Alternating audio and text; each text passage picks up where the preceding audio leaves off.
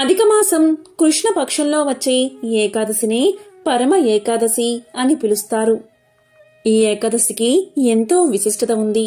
ఈ రోజు చేసే దాన ధర్మాల వల్ల దరిద్రుడు కూడా ధనవంతుడు అవుతాడట.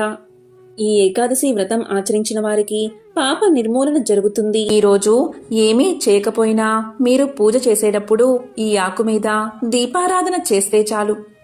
సాక్షాత్తు మహావిష్ణువు అనుగ్రహం తప్పకుండా మీకు కలుగుతుంది. ఈ రోజు స్వామిని పూజిస్తే ఇబ్బందులన్నీ తొలగిపోతాయట. ఈ ఏకాదశి ఉపవాసాన్ని పాటించడం వల్ల ఆరోగ్యం మెరుగుపడుతుందట. నెలకు 2 సార్లు ఉపవాసాన్ని ఆచరించడం వల్ల అనారోగ్య సమస్యలు తొలగి సంపూర్ణ ఆరోగ్యం చేకూరుతుందట. ఈ ఏకాదశి ఉపవాసాన్ని చాలామంది ఆచరిస్తారు. కర్మ సిద్ధాంతాన్ని ఆచరించే శైవులు, వైష్ణవులు అని తేడా లేకుండా ఆచరించే వ్రతాలలో ఈ ఏకాదశి వ్రతం ప్రత్యేకమైనది. ప్రతి నెలలో వచ్చే ఈ 2 ఏకాదశులను వ్రతంలాగా ఆచరిస్తే మోక్షం తప్పకుండా లభిస్తుందట. ఈ వ్రతం ఆచరించిన వారికి పాప విముక్తి, అలాగే ఆయురారోగ్యాలు లభిస్తాయట. ఈ వ్రతాన్ని ఆచరించిన తర్వాత ద్వాదశి నాడు ఉదయాన్నే భోజనం చేయాలి. ద్వాదశి భోజనం అంటే ఏమిటో ఇప్పుడు తెలుసుకుందాం. ఏకాదశి రోజు వ్రతాన్ని ఆచరించి అంటే ఉపవాసం ఉన్నవారు ద్వాదశి నాడు భోజనం చేసే విధానాన్నే ద్వాదశి పారణం అంటారు. ఇది ద్వాదశి గడియలు దాటక ముందే చేయాలి. దేవతలకు 6 నెలలు పగలు, 6 నెలలు రాత్రి, దక్షిణాయనం రాత్రికాలం. ఈ చీకటి తొలగి దేవతలు వెలుగులోకి వస్తారు అంటే వారికి పగలు ప్రారంభమైనట్లు. అందుకే ఆ రోజు ఉపవాసం పుణ్యప్రదం. బ్రహ్మ శ్వేత బిందువు నుండి రాక్షసుడు జన్మించాడని, బ్రహ్మ ఆజ్ఞతో ముక్కోటి ఏకాదశి నుండి అన్నంలో నివసిస్తాడని పురాణాలు చెబుతున్నాయి. అందుకే ప్రతి ఏకాదశి రోజు ఉపవాసం ఉండాలి అంటారు. ఈరోజు ఉదయం స్నానం పూర్తి చేశాక ఇంట్లో పూజా గదిలో స్వామివారి ఫోటోను అందంగా అలంకరించి ఆవు నెయ్యితో దీపారాధన చేయాలి. శివుడు అభిషేక ప్రియుడు, విష్ణువు అలంకార ప్రియుడు. అందుకే ఈరోజు మీకు దొరికిన పువ్వులతో స్వామిని అందంగా అలంకరించండి. తప్పకుండా ఆవు నెయ్యితో దీపారాధన చేయండి. దీపారాధన చేసే సమయంలో స్టీలు కుందులను ఉపయోగించకూడదు. మట్టి ప్రమిదల్లో దీపారాధన చేయవచ్చు. ఇక దీపారాధన చేసే సమయంలో దీపారాధన కుందులను రావి ఆకుల మీద ఉంచి దీపారాధన చేయండి. ఎందుకంటే రావి చెట్టు సాక్షాత్తు విష్ణు స్వరూపం. ఈరోజు రావి ఆకు తీసుకుని దాన్ని శుభ్రంగా కడిగి దానికి పసుపు కుంకుమలు పెట్టి దాని మీద కుందులు కానీ ప్రమిద కానీ పెట్టి ఆవు నెయ్యి పోసి 2 వత్తులు వేసి దీపారాధన చేస్తే చాలు. సకల శుభాలు కలుగుతాయి. 2 వత్తులు కాకపోతే 3 వత్తులు అంటే బ్రహ్మ విష్ణు మహేశ్వరుల స్వరూపంగా భావించి 3 వత్తులు వేసి కూడా దీపారాధన చేయవచ్చు. ఇక దీపారాధనని అగరబత్తితో లేదా ఏకహారతితో వెలిగించాలి. అగ్గిపెట్టితో వెలిగించకూడదు. తరువాత దీపానికి పుష్పాన్ని సమర్పించి మనస్ఫూర్తిగా నమస్కారం చేసుకోవాలి. దీపం సాక్షాత్తు జ్యోతి స్వరూపం కాబట్టి దీపాన్ని నమస్కారం చేయడం వల్ల మంచి ఫలితాలు మీకు కలుగుతాయి. అసలు ఈ ఏకాదశి వ్రతాన్ని ఎవరు ఆచరించాలి అంటే గృహస్థులందరూ ఆచరించవచ్చు. దానం, ఉపవాసం, హరిపూజ అనేవి ఏకాదశి వ్రతంలో ముఖ్యమైన విషయాలు. ఏకాదశి నాడు ఉపవాసం ఉన్నవారు ద్వాదశి నాడు పూజ చేసి ద్వాదశి నాడు విష్ణువుకు నివేదించిన పదార్థాలను ఆహారంగా స్వీకరించాలి. స్వామికి నివేదించకుండా ఆహారాన్ని స్వీకరిస్తే అది దొంగతనంతో సమానమని శాస్త్రాలు చెబుతున్నాయి. 8 ఏళ్లలోపు పిల్లలు, 80 ఏళ్లు దాటిన వృద్ధులు, అనారోగ్యంతో బాధపడుతున్నవారు, షుగర్, బీపీ వంటి దీర్ఘకాలిక వ్యాధులు ఉన్నవారు, శ్రామికులు, ఉద్యోగానికి తప్పకుండా వెళ్లాల్సిన వారు ఉపవాసాన్ని ఆచరించకపోయినా దోషమేమీ లేదు. ఇక గృహస్థులు, సన్యాస ఆశ్రమంలో ఉన్నవారు తప్పకుండా ఈ దీక్షను ఆచరించాలి. ఏకాదశి నాడు పూర్తిగా ఉపవాసం ఉండలేము అనుకునేవారు పళ్ళు, సగ్గుబియ్యం, పాలు, పెరుగు, మజ్జిగ తీసుకోవచ్చు. ధాన్యాలు కానీ పప్పు దినుసులు కానీ స్వీకరించకూడదు. ఎందుకంటే ఈ రోజుల్లో దీంట్లో మురా అనే రాక్షసుడు నివసిస్తాడు. కాబట్టి ఈ విధంగా ధాన్యము పప్పులు తీసుకోకుండా ఉండడం చాలా మంచిది. ఈరోజు అసత్యం ఆడకూడదు, బ్రహ్మచర్యాన్ని పాటించాలి. అనవసరంగా కోపం తెచ్చుకోకూడదు, ఎవరిపైనా దుర్భాషలాడకూడదు.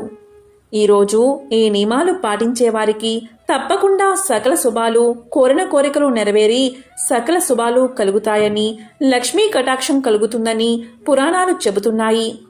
ఈరోజు పూజ చేసే సమయంలో లేదా ఈరోజు శుచిగా ఉన్న సమయంలో ఓం నమో భగవతే వాసుదేవాయ, ఓం నమో భగవతే వాసుదేవాయ అని కానీ, ఓం నమో భగవతే విష్ణవే అనే మంత్రాన్ని కానీ జపిస్తే ఎంతో మంచిది.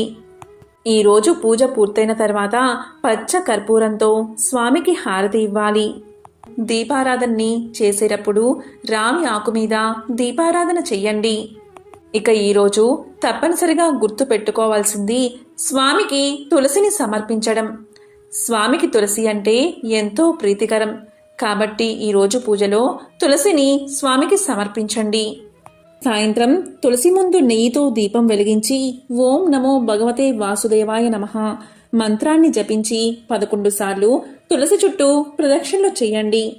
ఇలా చేసి మహావిష్ణువు, లక్ష్మీదేవుల అనుగ్రహాన్ని పొందండి. ఉద్యోగంలో ఉన్న అన్ని రకాల సమస్యలు తొలగిపోవాలి అంటే ఈ ఏకాదశి రోజున విష్ణువు ముందు 9 కోణాల దీపంతో జ్యోతిని వెలిగించండి. లక్షలాది ప్రయత్నాలు చేసినా మీ డబ్బు ఎక్కడో కూరుకుపోయి తిరిగి రాకపోతే తులసి ఆకులను పాలల్లో వేసి విష్ణుమూర్తికి సమర్పించండి. ఈ పరిహారం చేయడం వల్ల మీ వైవాహిక జీవితం ఎంతో బాగుంటుంది. పూర్వజన్మలో మధురా నగరిలో ఒక గోపకన్య శ్రీకృష్ణుని అనురాగ పాత్రురాలు. వీరి ప్రళయ కలాపాలకు ఓర్వలేని రాధాదేవి ఆమెను భూలోకంలో పుట్టుదుగాక అని శపిస్తుంది. దానికి గోపకన్య భయపడి గోపాలుణ్ణి శరణ వేడుతుంది. అప్పుడు గోపాలుడు కరుణించి, భూలోకంలో నీవు పుట్టిన తర్వాత కొంతకాలానికి నా గురించి తపస్సు చేస్తే నీవు నా అంశలో చేరిపోతావు అని అభయమిచ్చి ఆమెకు భయాన్ని పోగొడతాడు.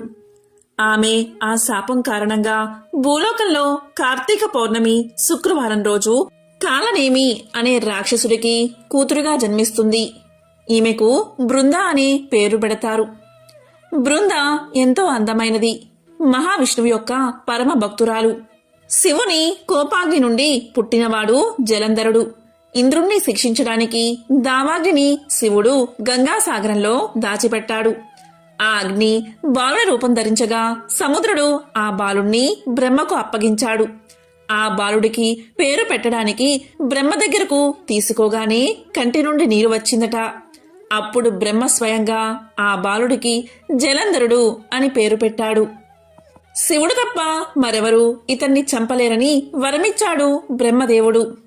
శుక్రుని శిక్షణలో జలంధరుడు రాక్షస రాజయ్యాడు.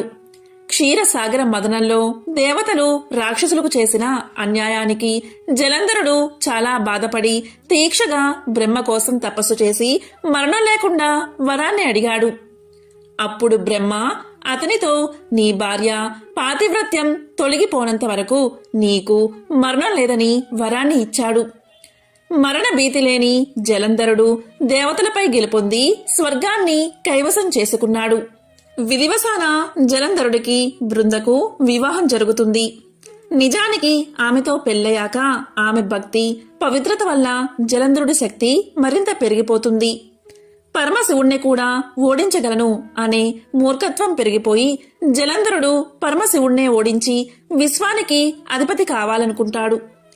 ఈ విషయం దేవతలందరికీ తెలిసి జలంధరుడి శక్తులను చూసి భయపడతారు. వారు విష్ణుమూర్తి వద్దకు సహాయం కోసం వెళ్తారు. విష్ణుమూర్తి బృంద తన భక్తురాలు కావడంతో ఆమెకు జరగబోయే అన్యాయం వల్ల సందిగ్ధంలో పడతాడు. కాని జలంధరుడి వల్ల జరిగే నష్టం గురించి మహావిష్ణువుకు తెలుసు కనుక మాయ చెయ్యాలని నిర్ణయించుకుంటాడు. జలంధరుణ్ణి చంపాలి అంటే అతని భార్య అయిన బృంద పాతివ్రత్యాన్ని చెడగొట్టాలి. అందుకని విష్ణువు మాయా పన్నాగం పన్నుతాడు. జలంధరుడు విశ్వానికే అధిపతి కావాలని పరమశివునితో యుద్ధం చేస్తూ ఉంటాడు. ఈ విధంగా జలంధరుడు పరమశివునితో యుద్ధంలో ఉండగా విష్ణువు బృంద వద్దకు జలంధరుడి రూపంలో వస్తాడు. బృంద అతన్ని గుర్తుపట్టలేక అతన్ని జలంధరుడు అని భావిస్తుంది. కాని బృంద మహావిష్ణువును తాకగానే అతను తన భర్త కాదని గ్రహిస్తుంది. ఆమె పతివ్రతానిష్ట భగ్నం అయిపోగానే జలంధరుడు బలహీనమైపోతాడు. తన తప్పు తెలుసుకుని బృంద మహావిష్ణువు యొక్క నిజ రూపాన్ని కోరుతుంది. ఆమె తను పూజించిన దేవుడే తన్ను మాయ చేశాడని తెలిసి ఎంతో బాధపడుతుంది. మహావిష్ణువు మారు రూపం తెలుసుకుని తన పవిత్రతపై జరిగిన మోసానికి బృంద మహావిష్ణువును రాయి కమ్మని శపిస్తుంది. విష్ణువు ఆమె శాపాన్ని అంగీకరించి గండకీ నది వద్ద శాలిగ్రామశిలగా మారిపోతాడు. ఇలా జరిగిన తర్వాత జలంధరుడు పరమశివుని చేతిలో హతుడవుతాడు. బృంద కృంగిపోయి తన జీవితాన్ని కూడా ముగించాలనుకుంటుంది. బృంద చనిపోయే ముందు విష్ణుమూర్తి ఆమెను తులసిగా పిలిచి తనతో పాటు పూజించబడే వరాన్ని ప్రసాదిస్తాడు. అందుకే విష్ణుమూర్తికి తులసి ఆకు లేకుండా పూజ ఎప్పటికీ పూర్తవదు. అలాగే జలంధరుణ్ణి అత్తిపత్తిగా భూలోకంలో ఉండమని దీవిస్తాడు శ్రీ మహావిష్ణువు. బృంద శాపాన్ని ఔదరదాల్చి ప్రతి ఇంట తులసి కోటలో రాయిగా విష్ణువు స్థిర నివాసం ఏర్పాటు చేసుకున్నాడు. అందుకే శాలగ్రామ శిలలను సాక్షాత్తు విష్ణు స్వరూపంగా భావిస్తారు. దీన్ని అభిషేకించిన పుణ్యజలాన్ని ప్రోక్షించుకుంటే చాలు, సర్వ పాపాలు నశిస్తాయి, సర్వ రోగాలు నశించి సకల సంపదలు లభిస్తాయి. ఎంతో పవిత్రమైన విశేషమైన ఈ కథను ఈ రోజు వింటే చాలు, ఆ లక్ష్మీనారాయణల అనుగ్రహం తప్పకుండా మీకు కలుగుతుంది.